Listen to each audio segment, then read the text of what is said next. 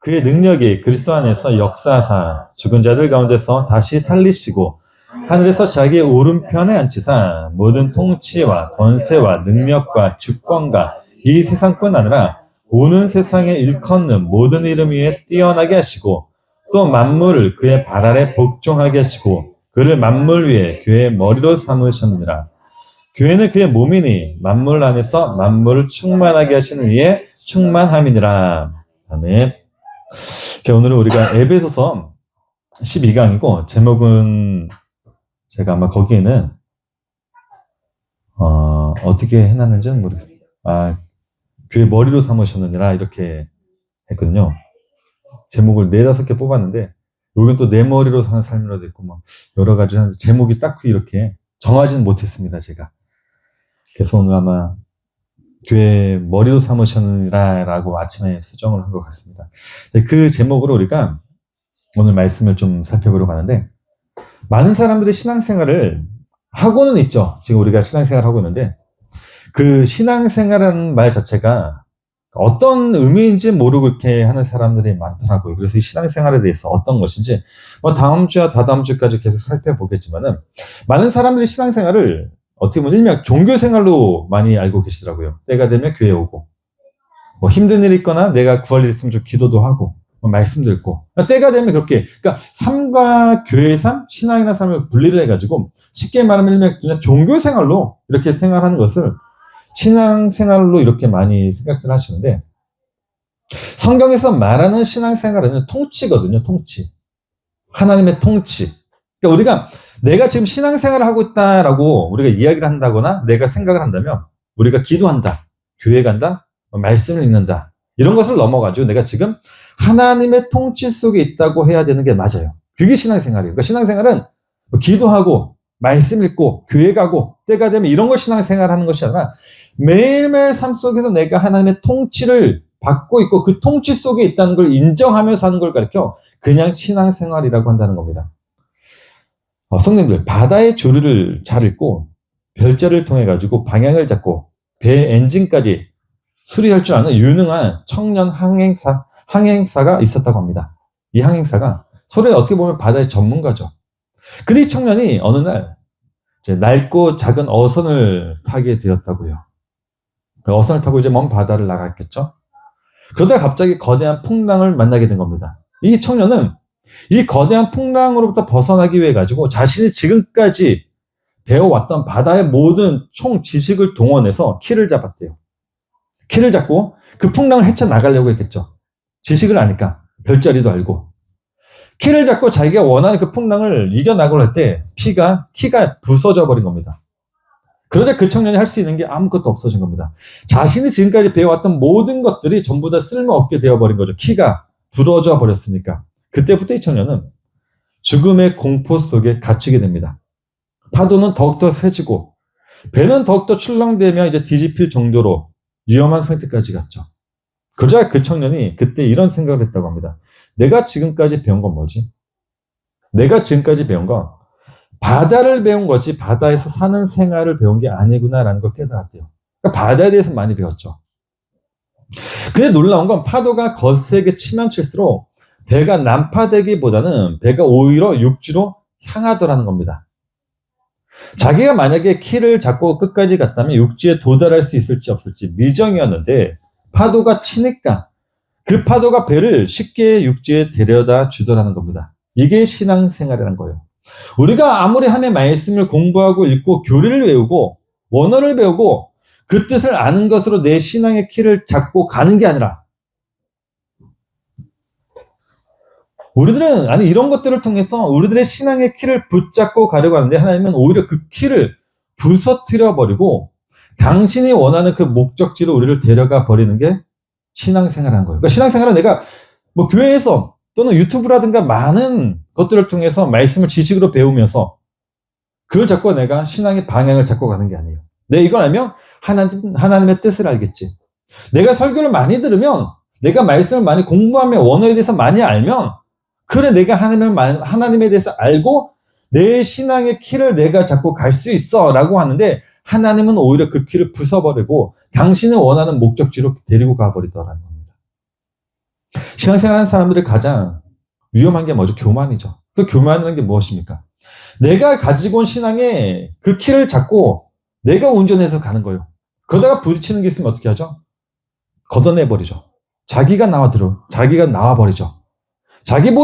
하나님보다 오히려 자기의 뜻을 먼저 딱 세워놓고 이게 맞다라면 가지고 가는, 그걸 부서뜨려버리고 그냥 어떤 상황 속에서 하나님이 나를 끌고 가는 게 신앙생활이라는 겁니다. 욥이라는 인물을 한번 보세요. 욥은요, 하나님에 대해서 너무나도 잘 알고 있었던 인물입니다. 그의 친구들은 더 말할 것도 없죠. 하나님에 대해서 굉장히 많이 알고 있었어요.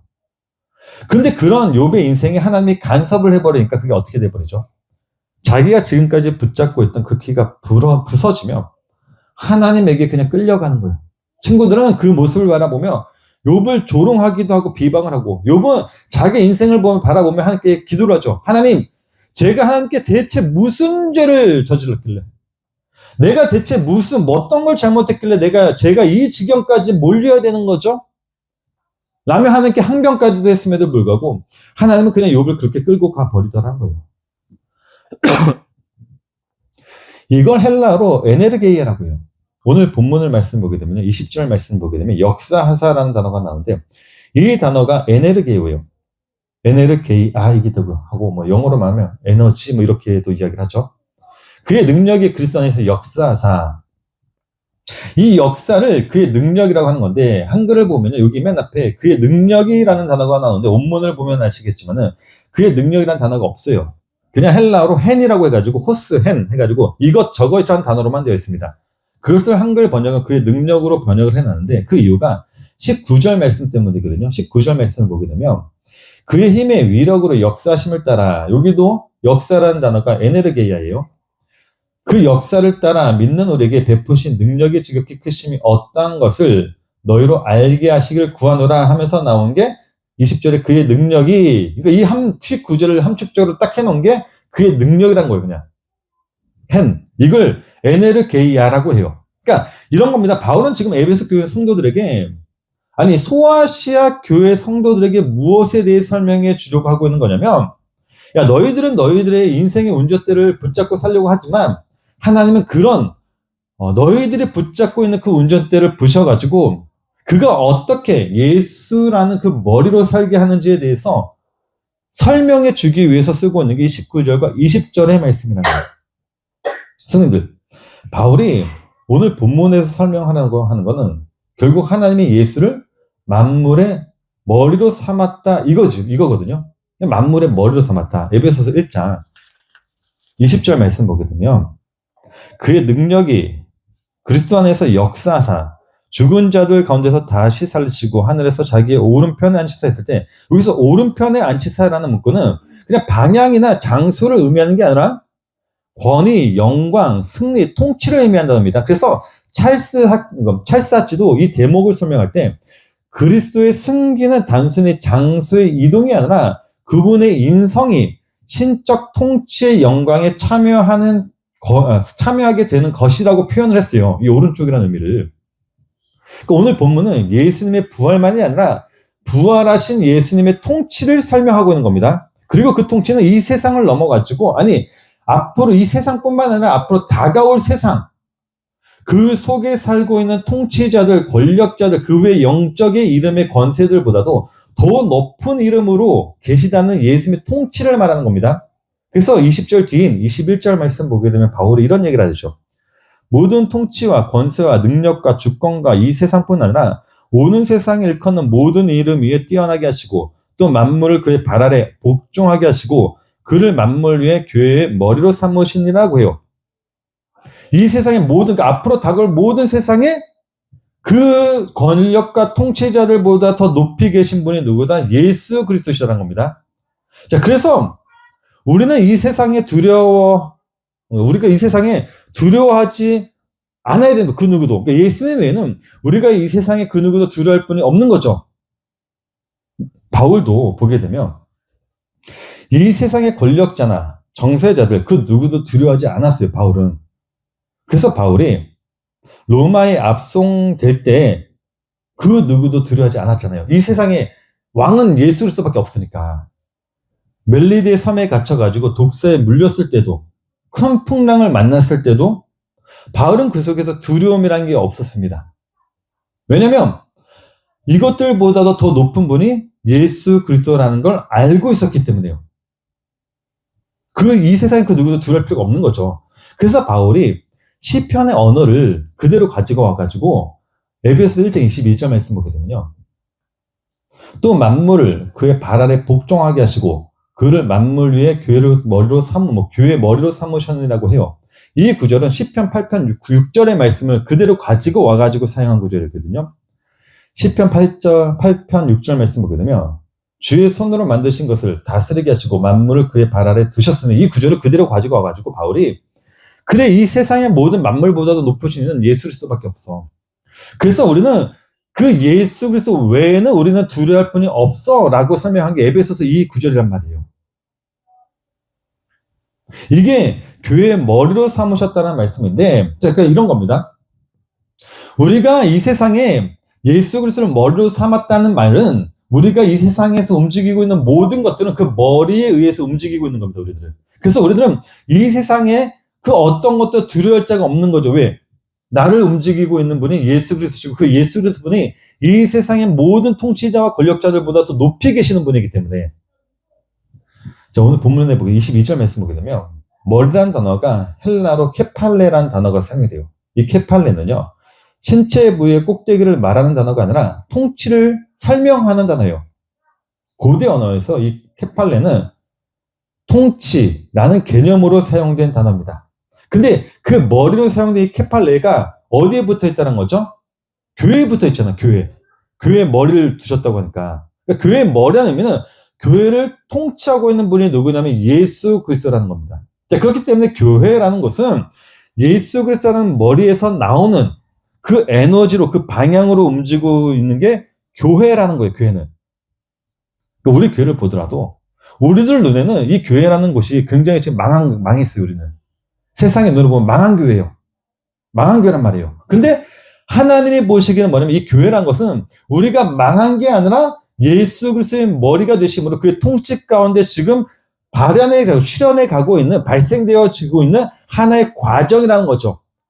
그래서 우리는 세상의 눈으로 볼 때 연약할지 모르겠지만 바울이 말했듯이 그 예수 그리스도가 세상의 눈에 미련해 보이고 약해 보이고 아무것도 없이 보이지만은 우리들 안에서는 이게 뭐라고요? 능력이라고요. 그 하나님의 통치 안에 있기 때문에. 역대하 20장에 보게 되면 레위 사람 야하시엘이라는 인물이 나옵니다. 먼저 역대하 20장은요. 유다와 여호사밧 시절 때 모압과 암몬 연합군이 쳐들어오는 장면에 대해 설명해 주고 있는 장면인데 자, 그러다 보니까 온 나라가 벌벌 떨어요. 모압과 암몬 연합군이 쳐들어오니까 이스라엘 백성이 벌벌 떤단 말이에요. 근데 그때 여호와 영이요. 회중 가운데 있는 아하시엘에게 딱 임합니다. 그리고 그 입을 통해 가지고 하나님의 말씀을 선포하게 해요. 그 선포가 어떤 선포인지 우리가 역대하 20장 15절 말씀을 읽어볼게요. 야하시엘이 이르되 온 유다와 예루살렘 주민과 여호사밧 왕이여 들을지어다. 여호와께서 이같이 너에게 말씀하시기를 너희는 이 큰 무리로 말미암아 두려워하거나 놀라지 말라. 이 전쟁은 너희에게 속한 것이 아니요 누구에게 속했다고요? 하나님에게 속한 것이니. 야하시엘은요 군인도 아니에요. 장군도 아니었습니다. 그냥 하나님을 찬양하던 레위 지파 사람 중에 한 사람일 뿐이에요. 그 하나님이 그의 입을 통해 가지고 야, 이 전쟁은 너희들의 전쟁이 아니야. 너희는 머리가 아니야. 머리는 나지 너희가 아니야. 그러니까 너희들의 힘으로 뭐 하지 마? 전쟁하려고 하지 마라고 선포를 해버립니다. 자, 그러다 보니까 이스라엘 백성들이 이 큰 전쟁에서 한 일이라고 딱 하나밖에 없습니다. 뭐밖에 없냐면 적국 앞에서 찬양하며 걸어간 것. 그거 딱 하나밖에 없습니다.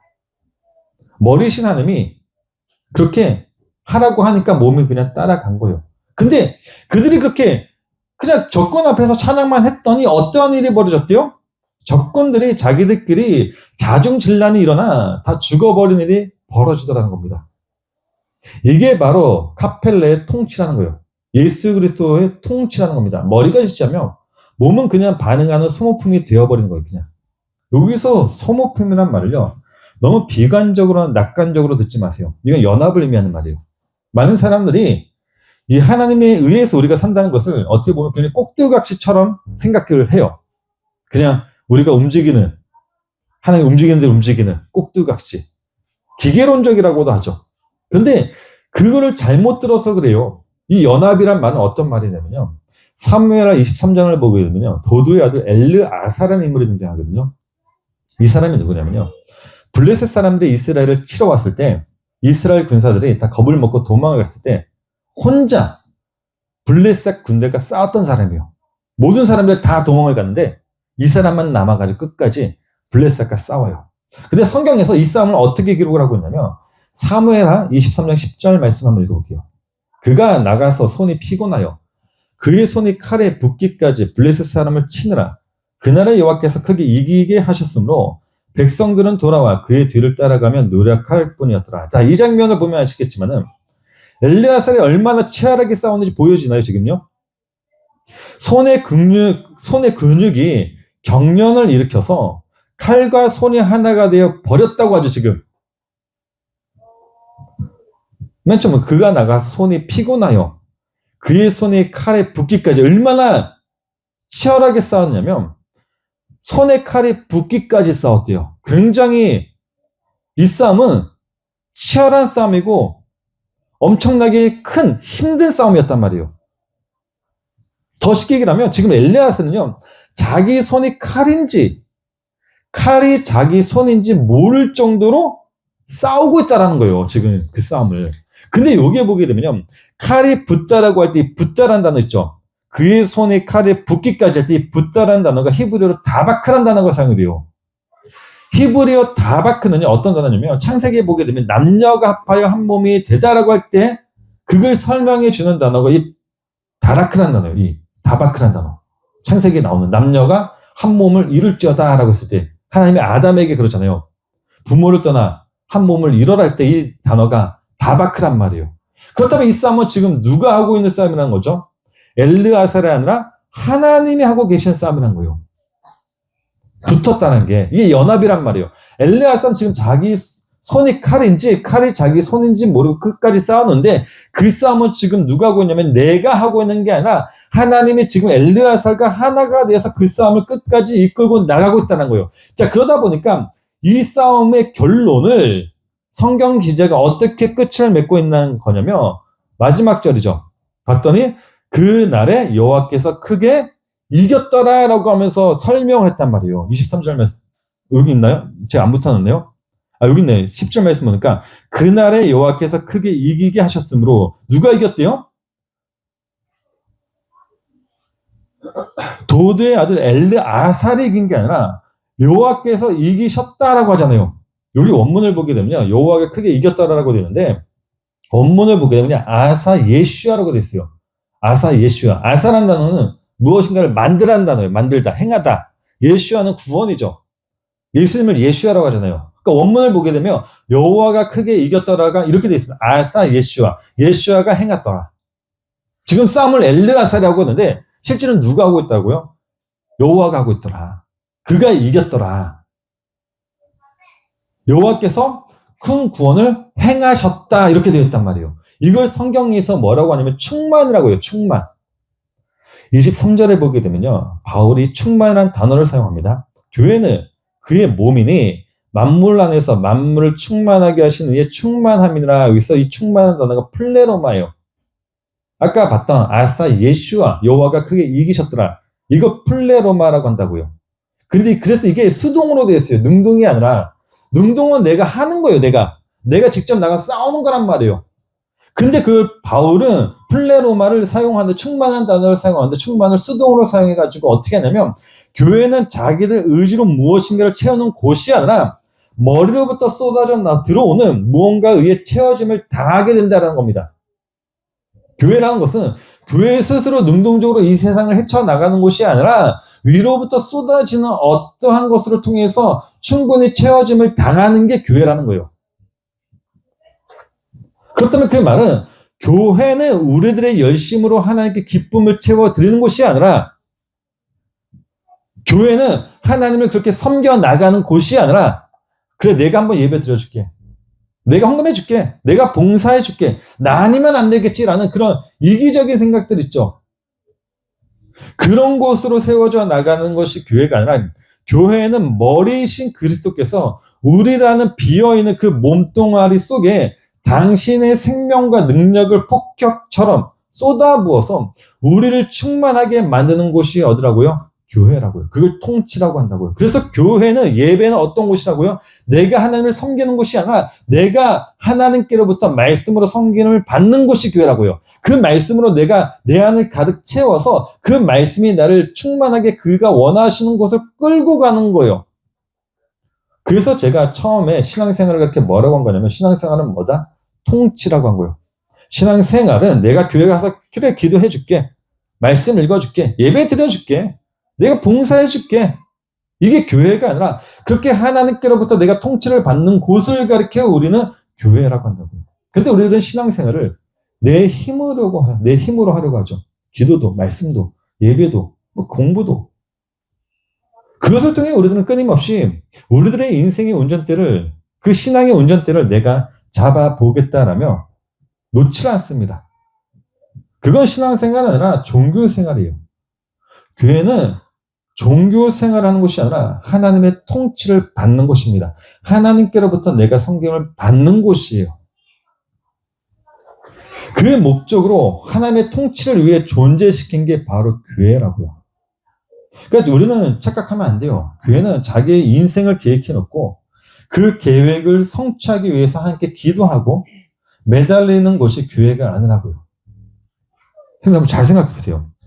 하나님이란 존재가 충만 그 자체이신데 굳이 왜 교회라는 것을 세워가지고 그 충만을 세상으로부터 흘려보내려고 하시는 걸까요? 그건 이 세상 사람들에게 하나님의 통치가 어떤 통치인지 가르쳐 주려고 그런 거 아닌가요? 그렇기 때문에 교회란 것은요, 이 세상에 하나님의 통치가 어떤 통치인지를 드러내야 되는 곳이에요. 우리가 원하는 것을 구하는 곳이 아니라 그 통치가 어떤 통치인지 세상에 가르쳐 주는 곳이라고요. 너네들이 살고 있는 세상의 논리와 내가 살고 있는 논리가 다르다는 것을 가르쳐 주는 곳이라고요. 이걸 바울이 지금 소아시아 교인들에게 피력을 하고 있는 겁니다. 그리고 지금 이 서신서를 읽고 있는 독자들에게 지금 피력을 하고 있는 거예요. 야, 교회는 너희들의 소원과 목적을 놓고 기도하고 구하는 곳이 아니라 하나님의 통치를 받고 그 통치를 흘려보내는 것이 교회야. 그러니까 성도님들, 우리들이 교회라고 하면 열심히 하나님의 통치 속에서 그 충만으로 사셔야 돼요. 마지막으로 우리들의 성경에 나오는 알렉산더와 루퍼라는 인물을 통해서 오늘 설교를 마치려고 합니다. 마가복음 15장을 보게 되면 알렉산더와 루퍼라는 인물이 나오는데 혹시 누군지 아시나요? 알렉산더와 루퍼 들어보셨나요? 안 들어보셨으면 안 돼요. 들어보셨어야 돼요, 반드시. 자, 이들이 누구냐면요, 예수님이 십자가를 진다는 그 소문을 듣고 아버지와 함께 시골에서 올라와서 예수 십자가를 구경하려고 했던 사람들입니다. 근데 구경을 하던 중에 로마 군사가 자기 아버지를 지목해가지고 예수님이 지신 그 십자가를 억지로 지게 만드는 거예요. 자, 그러면 이들은 누구라는 거죠? 알렉산더와 루퍼는 누구라는 거죠? 구레네 시몬의 아들들이라는 거죠. 자, 마가복음 15장 21절 말씀 보니까 마침 알렉산더와 루퍼의 아버지 구레네 사람 시몬이 지구로부터 와서 지나가는데 그들이 그를 억지로 같이 가게 하여 예수의 십자가를 지고, 그쵸? 알렉산더와 루퍼, 구레네 시몬만 생각하지 마세요. 유명하지만은 그 아들들도 우리는 기억을 해야 됩니다. 자, 이 사건들은요, 어떻게 보면 아들들 입장에서는요, 세상 사람들에게 놀림과 조롱을 받을 수 있었습니다. 왜? 내 아버지가 그 사형수의 십자가를 나누어줬기 때문에 놀림과 조롱을 받을 수 있었습니다. 그래서 놀라운 건요, 이 사건을 통해 가지고 이들이 어떻게 변했다고 하죠?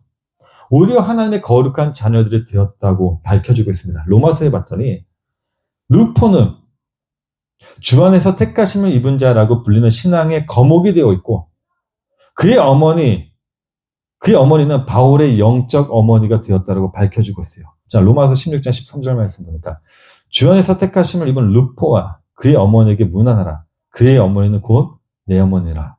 그렇게, 그래, 예수님이, 그래, 사형수가 십자가를 진다는 그 소문을 듣고 아버지 손에 이끌려가지고 그 장면을 목도하러 갔어요.